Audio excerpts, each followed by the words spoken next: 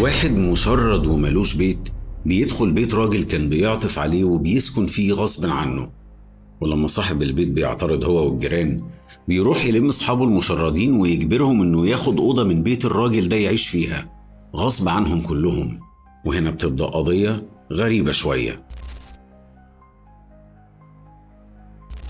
القصة بتبدأ لما واحد هنبقى نقول اسمه في الآخر، واللي كان وقتها ملوش مأوى ومشرد في الشوارع، بيدخل بيت راجل كان بيعطف عليه وسايبه ينام تحت الشباك، لحد ما في يوم وبكل بجاحة وبلطجة المشرد بيقول لصاحب البيت انه هياخد أوضة يعيش فيها.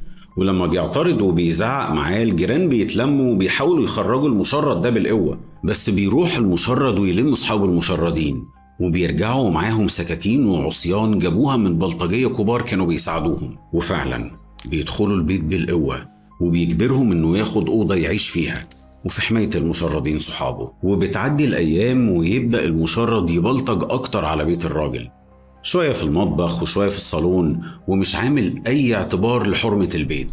مش بس كده، ده بدأ يتعدى على أولاده ويضربهم ويفرض قوته عليهم. وأذى الراجل المشرد ده مش بس كان لصاحب البيت هو وأولاده، ده كان كل شوية يحاول يعتدي على الجيران ويأذيهم، لدرجة إنه في مرة كان مستقوي نفسه وراح لواحد من الجيران وكسر باب بيته، وكان عايز ياخد من عنده أوضة هو كمان ويعيش فيها.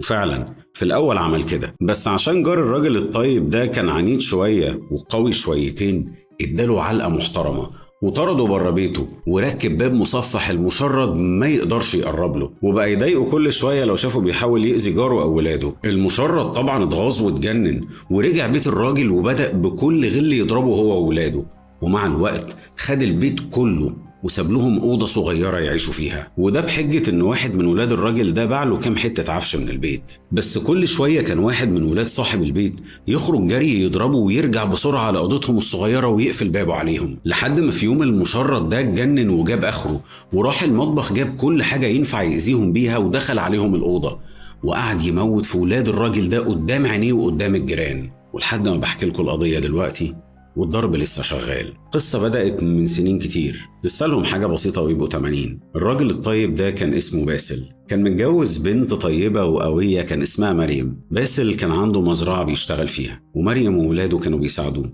دي كانت عيشتهم البسيطة قبل ما يظهر علينا المشرد اللي ما نعرفش اتحدف منين. والمشرد كان ممكن اسمه يبقى ليفي أو شارون أو جولدا، مش هيفرق الاسم كتير، كده كده الجرايم كتير وبدأت من زمان جدا. وباسل ومريم وولادهم وأهلهم استحملوا كتير، والجيران في منهم اللي بيساعد وفي منهم اللي لسه بيتفرج. الحلقة دي عملناها مخصوص عشان نفتكرهم وندعي لهم طول الوقت. نسأل الله إن الحلقة الجاية اللي نتكلم فيها عن باسل والمشرد يكون الجيران اتحدوا وباسل رجع بيته كامل والمشرد رجع تاني للشارع.